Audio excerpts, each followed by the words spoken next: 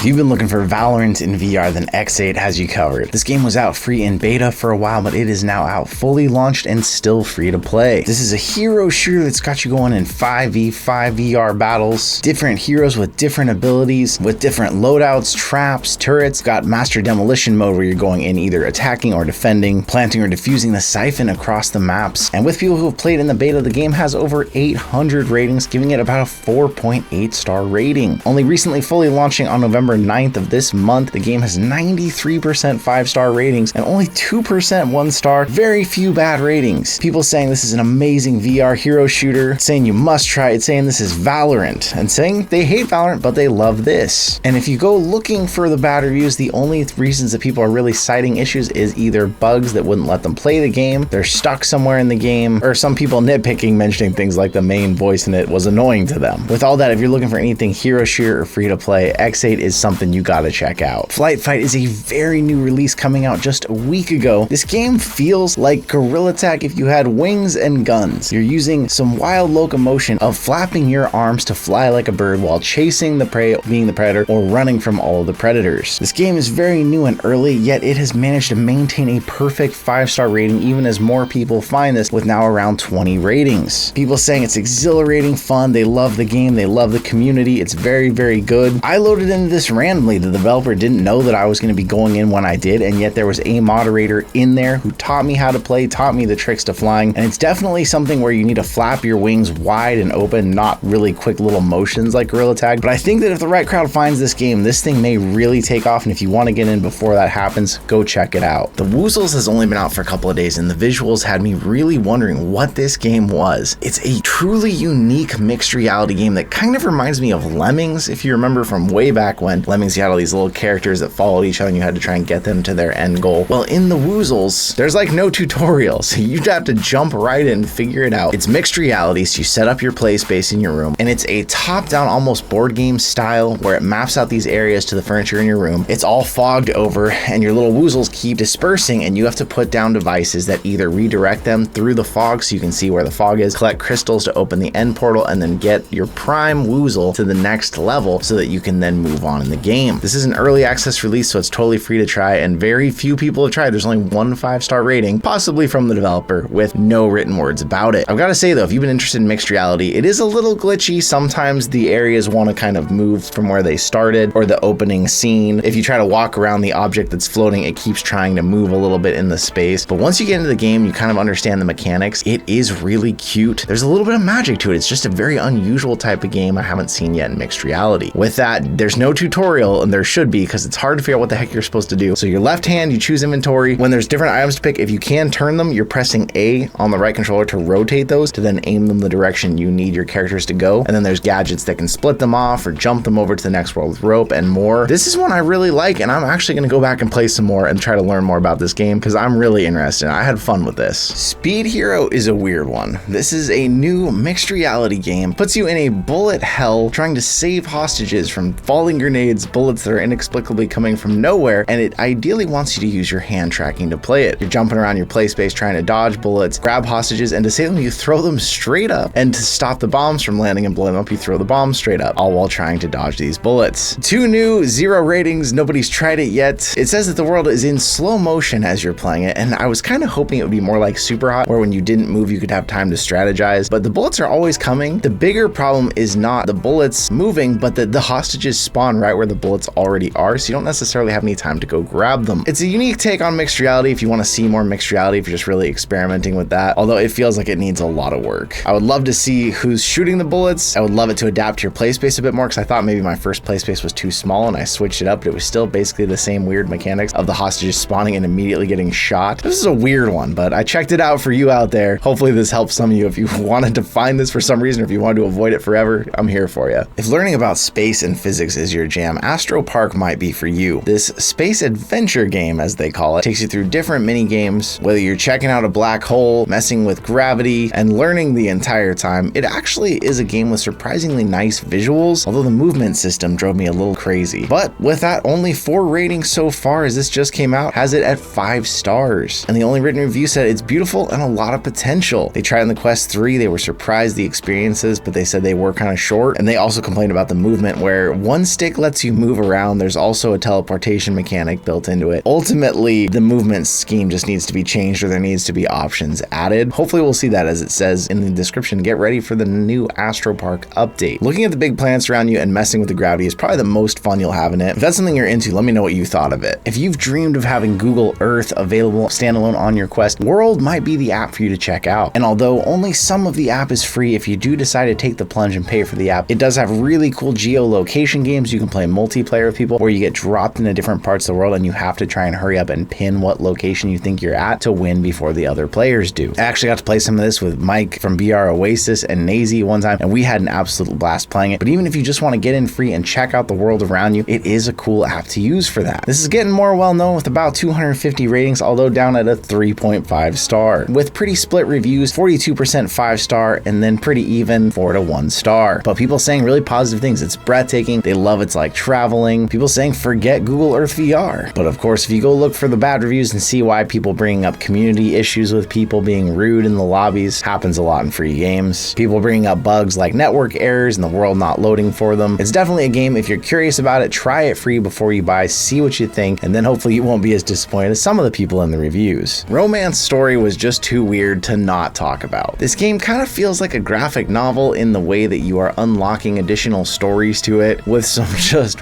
really awful dialogue, and you're exploring these different romance stories that are happening through university. It's also kind of like a mobile game in that like you have so many coins and you unlock coins by beating each level, but ultimately you're probably going to run out of those coins and end up having to buy some coins at some point. So it's free to try, but eventually if you actually liked it somehow, it might cost you money. I would say it's worth trying just for the cringe, because it was a hilarious and bad experience. Nobody else has really tried it. It's got 1 rating with 5 stars, of course. It hasn't been out long, but it says dive into a virtual reality like no other, where you become an integral part of a captivating love story. I wouldn't call it captivating. I wouldn't call it love. I'd barely call it a story. But if you want some horrible cringe, or if somebody wants to try something in VR and you just want to mess with them, this would be something to put them in and just not give them any explanation. I've never played Carrom in real life, but in VR, it made me curious about playing it more. If you've never played, people compare it to billiards. You have these almost like air hockey pucks that you launch into each other and you're trying to push them into the 4 corner pockets. And of course, the best part of this game is that it can be played multiplayer. You're using your meta avatars if you want, so you can get some of that realism hanging out with your friends, and it's something more to do. This has barely been out, so it's only got 3 ratings, giving it about a 4.7 rating with all 5 and 4-star ratings. People saying this is really fun in room scale, walking around the real board. They're happy to discover that a Carrom game has come for Quest. People saying this is realistic. The multiplayer mode is a standout feature, but of course, joining random, there may not be other people to play with, and the AI characters can be very good and challenging. And people saying it's an excellent game, fun to play with friends, and of course with AI. Have you ever heard of or played Carrom in real life? Let me know. Ready, aim, dodge is an interesting one. Archery, dodgeball, and tower defense all come together in this game. Unfortunately for me, with a bow that was very broken. You could get the bow back just about to your chin, but if you pulled it back any further, the arrow would just flick into your hand. It made it very difficult to get used to the range of motion you had with the bow. But besides that, basically you are teleporting around this map to their teleport zones and defending off this alien robot invasion. It could be a decent tower defense game, and there is options for multiplayer, hanging out with other people, but I was finding the bow was driving me nuts. Apparently no one else felt that way, because the few ratings it has so far are all 5 stars. This game did just come out this year, 100% 5-star ratings. People saying casual yet challenging fun. People saying the game overall is amazing. People saying worth the price, even though it's free, although there is some in-game purchases you can make. Saying great game. So if you see the trailer and this one interests you, get it, leave them a review, and hit me with a comment letting me know, did the bow work fine for you? Are you happy with the game as it stands? Because I don't see going back to this one myself. Kado Ikebana VR has been out for barely a few months. This is a traditional Japanese art form that treats flowers as that art. It's a combination of floral arranging techniques and aesthetics, and this game ideally allows you all these different types of flowers you're supposed to arrange in these beautiful arrangements. The game wants you to use hand tracking, although hand tracking of course has its pitfalls, especially with something as intricate as flower arrangement, where pinching your fingers holds onto the flower and then trying to let go of it by opening your fingers. It also has a strange mechanic where each flower has its own different beat that happens to it, and if you try to combine these in the right way and then press the rotation, they all spin and play their music at the same time, so it can sound kind of cool or really horrible. And with this being out for a very short time and having a very niche audience, I would say, no rating so far whatsoever. If you're someone who is into Japanese culture, Japanese art, or someone who actually does Ikebana, this might be interesting interesting to you. The environment you're in is really pretty, the different types of flowers, and it was a very relaxing experience to sit down on the floor and try arranging these, but I have no skill at floral arrangement, and it's not something I find particularly relaxing, so I wouldn't go back to it. But if you out there think this might be interesting or beautiful, something you want to try, it's not going to cost you anything to try it. Another 10 free games, new ones, mixed reality ones, all that for you out there.